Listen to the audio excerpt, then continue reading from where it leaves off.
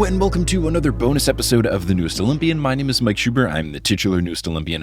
I'm a grown man who never read the Percy Jackson books as a kid, but I read them as an adult because I was on a quest to determine if society had been sleeping on the series. I said yes, and now I'm seeing if society's been sleeping on the ongoing second season of the Percy Jackson and the Olympians TV show. Here with the bonus episode where I will share more of my junket coverage with the episode 4 relevant questions, and then I'm going to have information about the upcoming tour of Australia and New Zealand. So if you're listening to this and you're in Australia and New Zealand, stay tuned to the end of the episode for details on that tour. I've got 7 shows coming in 2026 in January and February. But for everybody else, let's get into the clips that you're going to hear today. So the first clip that you're going to hear is the question I was most excited to ask. A lot of people did ask me, how did you whittle down the questions? And honestly, I just had a lot prepared, and little by little, you just kind of rank, if I have time, here are the questions I would like to ask, kind of picking one per person. And I knew right off the bat when I saw this on the screen for episode 4, I wanted to ask Walker about the wild choice that Percy made when making the peanut butter and jelly sandwich. Now, I'm glad that the episode of TNO came out first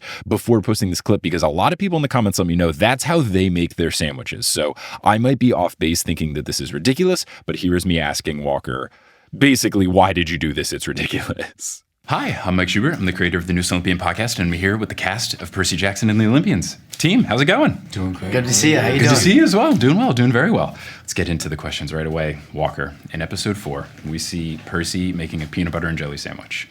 He uses a knife for the peanut butter and he uses a spoon for the jelly. Yep. Was this a directorial choice because it's Percy's first time making a sandwich? Is this the Walker method of making the sandwiches? Is Percy Jackson a psychopath? What's going on?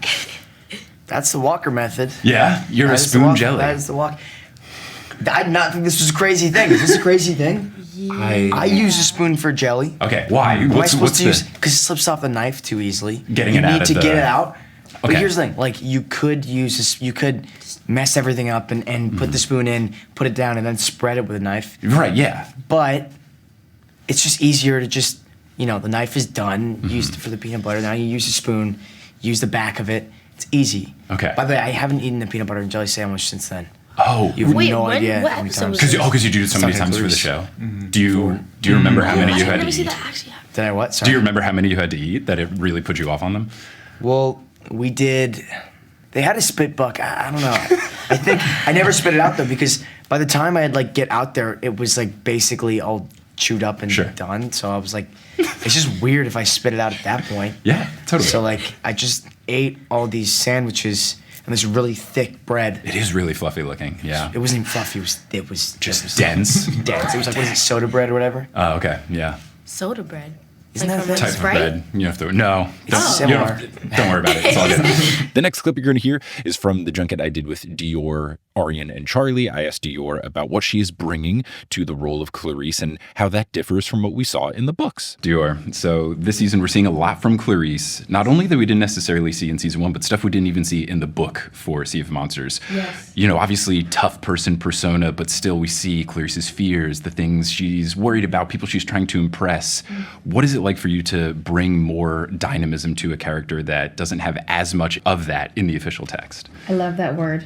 Dynamism Yes. is beautiful. I'm going to start using that. You're going to see it in all my interviews now. Look, happy to share it. But what's that like, bringing that dynamism to a character that didn't have it before? It's a very, very beautiful and very rewarding thing to do as an actor. Having this level of growth in a character's arc is it's just so delicious and juicy and lovely, because it means that I get to spend more time ideating and creating and crafting her, which I think is lovely and beautiful. And I'd been doing that since season 1, because there's not much on her in the books. And I remember trying to figure out as much as I could before I got on for season 1, and I did not. I refused to watch the movies. Love the movies. They're great movies, though.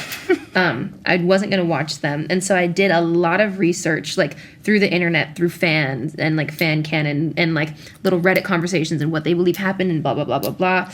And what was really important for me was developing her memories. That has been a thing since season 1, seriously.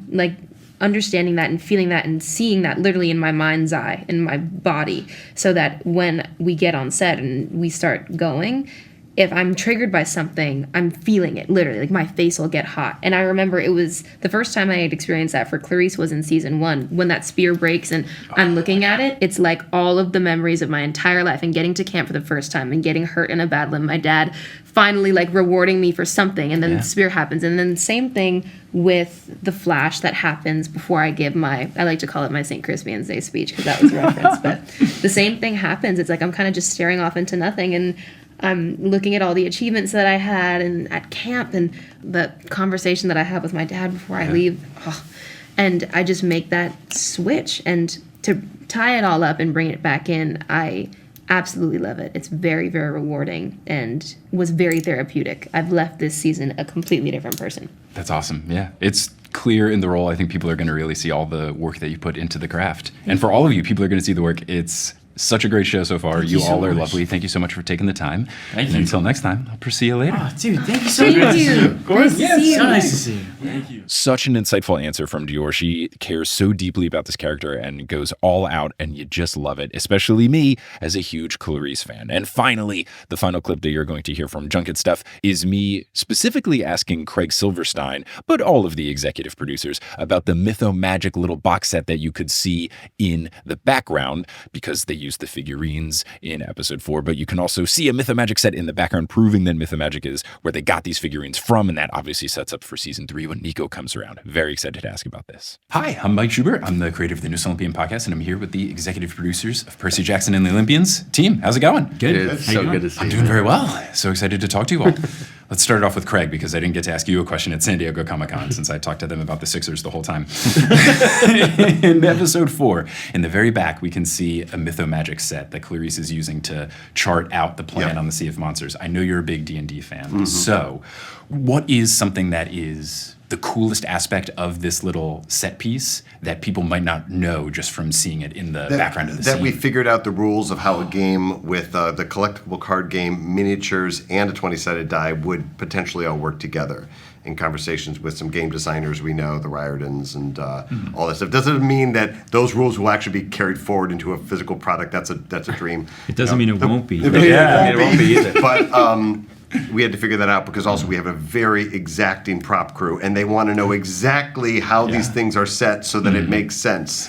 and they come at you. And they come at you. Yeah. And you have to have that answer. So. Did you kind of butt in with any, like, I think it should work this way? Like, did you have any say, or were you leaving it to the No, well, the see, experts? I play D&D, but not Magic. So I actually don't know much about the collectible card game, how it's played. So I had to really rely on my game designer friend, and stuff like that to help guide that. Yeah, leave it to the professionals. But the props team is literally like they know the books better than anyone. They know they will challenge us. They're brilliant. It's awesome. I mean, it shows. The props all look fantastic. Knowledge of the Mytho-Magic set is information I had to sit on for quite some time because, as I've mentioned in other episodes, I visited the set in January with some of the other Percy Jackson podcasters, and we went to the prop room and saw the Mytho-Magic box set, and we were all delighted because none of us thought that Mytho-Magic would be introduced in season 2. We all thought that would be season 3 with Nico, so for it to be introduced in season 2 was really exciting to us. So we asked Craig so many questions. He was wearing a D&D hat that day to set. It was just so perfectly fitting, and he was so excited about it. So I am excited to see how it shows up in season 3. And as he hinted, if they do make it a real board game, it's on the table. It's on the table. So that was all the episode 4 Junket stuff that I had. I hope you enjoyed the audio clips from that. And I will now be putting up video versions of all of these now that all of the spoiler stuff is gone. So I already have the full Junket up of the Rick interview and of the Charlie Dior Aryan interview on the TNO YouTube account, which is just at Newest Olympian on YouTube. I will soon be putting up the Walker one. I just have to get one question cleared by Disney because I asked a question about a deleted scene and I don't know their policy about sharing that. So I'm waiting to hear back on that one. And then I will also be posting the executive producers one. And then once all of those individually are posted, I'll post a big supercut one with just all of them. And I'm also conducting some new interviews. I have one scheduled, not going to reveal just yet, but it's someone from the production team. And then I'm going to be trying to do more interviews. I know I have one lined up for when the season ends. So hopefully I will still be able to have stuff on every Monday in between episodes. So there should be something a week from today. And then I'm not positive about the other 2 Mondays, but but then I'll definitely have something after episode 8 airs. Very excited for all this, and I hope you are as well.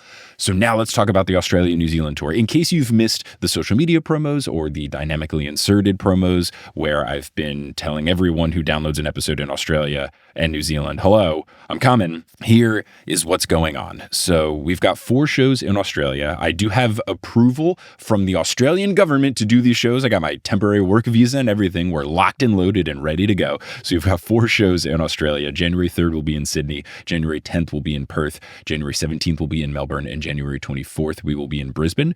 As of recording this on December 29th. Oh, by the way, this is me recording this from my not childhood, but we moved to Texas when I was 14, so my teenagehood bedroom closet, I'm surrounded by old clothes and my old equipment from when I played guitar and stuff. I was in a band. It was fun. It was cool. I'm also looking at my varsity jacket and some of my fire-resistant clothes from my engineering days. It's a real hodgepodge in this closet. But anyway, staying on topic. As of recording this on December 29th, there are only 15 tickets left for the Sydney show. I don't know how many for Melbourne, but it might be similarly close to selling out. And then I think we're approaching, but not red alarm, low ticket numbers for Perth and Brisbane. But basically, if you want to get your tickets, I would recommend getting your tickets. You can get them at thenewestolympian.com/live. And the shows are going to be very fun. I'll be joined by Polly Burridge for the first 3 shows, and I'll be joined by Sarah Barra for the 4th show. Sarah has been on the podcast before. Polly will be her debut, but she has lovely Australian podcasting experience. She's on a podcast covering the Sydney Swans, the men's and women's AFL teams. So the New Zealand stuff now is looking a little more locked in. We've got one show that is 100% confirmed. That's going to be in Wellington, New Zealand on February 1st. That's a Sunday. It's at 2 p.m. It's a matinee. So hopefully you can attend, even if you have to travel. And you can get tickets to that at thenewestolympian.com/live. The other 2 cities are Christchurch and Auckland. And basically I have venues that have gotten back that have said, yeah, sure, we'd love to do this. We're off for the holiday, but let's discuss when we're back in early January. So those would be January 29th in Christchurch and February 5th in Auckland. So still working on the details there. So I would say just pencil it in, but I at least have interest from venues to where it seems like it should happen. It's just a matter of when can I get things confirmed and finalized and all that good stuff. So that's what I've got there. For the New Zealand shows, I have a guest lined up for Auckland. I do not have guests lined up for Christchurch and for Wellington. If you have podcasting experience or you just think you'd be a great fit for the show, send an email to thenewestolympian@gmail.com. I got to figure out what I'm doing. I would rather do the show with a guest than do it solo. Kelly's not going to be able to be the guest for the shows because she will be watching the baby.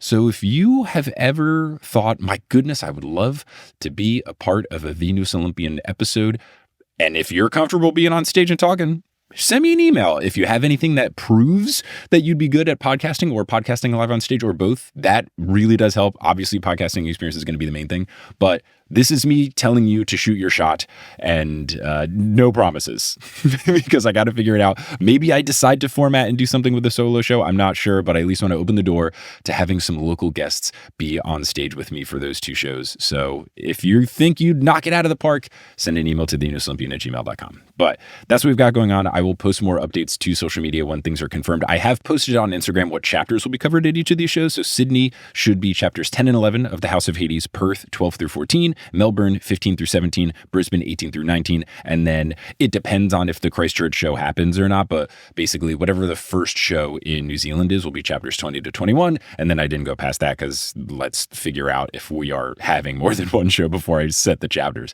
And then obviously for this, I'm not exactly sure how it will go from night to night, so there's a chance we do a little bit more or a little bit less on a show, and I will post updates. So just follow @Newest Olympian on Instagram if you want to have information about all this stuff, whether that be what we're covering or if these 2 additional New Zealand shows get added or if low ticket alerts come through. Just follow @Newest Olympian on Instagram. That's where I am most active and most guaranteed to post stuff about this.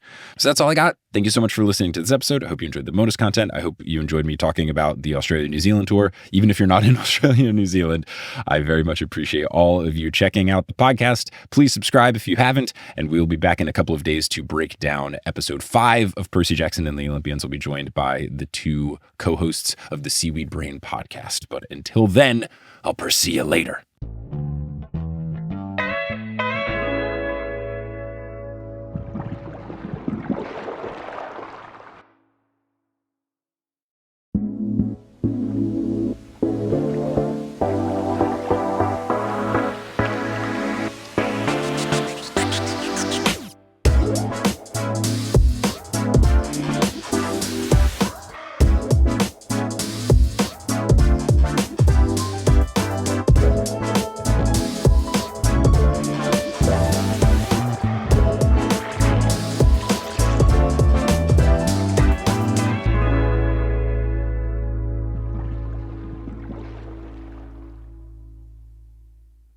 Hey everyone, how's it going? It's me, ASMR Mix. So as mentioned, I'm here in my old high school closet. And one of the things here in the closet, of course, is a shaker, like a protein shaker bottle filled with bottle caps that I was saving. So here, we'll shake that.